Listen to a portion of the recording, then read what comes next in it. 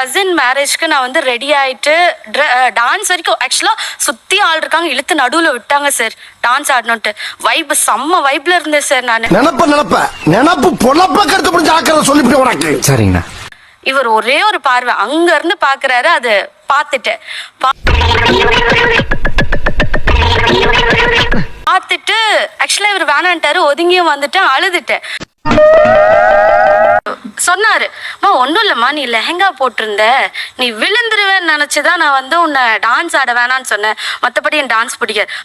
இப்ப கூட ஒண்ணும் இல்ல, எல்லாத்துக்கும் காரணம் நான் தானே அத்தனை பேர் மணி ஒத்துக்கிறேன். உன் காலில் விழுந்து மன்னிப்பு கேட்கிறேன். இதோட எல்லாத்தையும் நிறுத்திடுறேன்னு சொல்லு சார். அதாவது ஆக்சுவலாக பார்த்த போனாக்கா நம்ம சொந்தக்காரங்க ஃபங்க்ஷன் மட்டும் தான் இது பண்ணுவாங்க, வெளி ஃபங்க்ஷனுக்கு தான் கொஞ்சம் வேணான்னு சொல்லுவாங்க. நம்புறது மாதிரி இல்லையே, ப்ரூவ் பண்ணா நம்புவியா? மற்றபடி வந்து நம்ம அண்ணன் தம்பி மாமா மச்சான் அந்த மாதிரி ஃபங்க்ஷன் வரும்போதெல்லாம் தாராளமாக பண்ணிக்கிங்க அப்படின்னு தான் சொல்லுவோம்.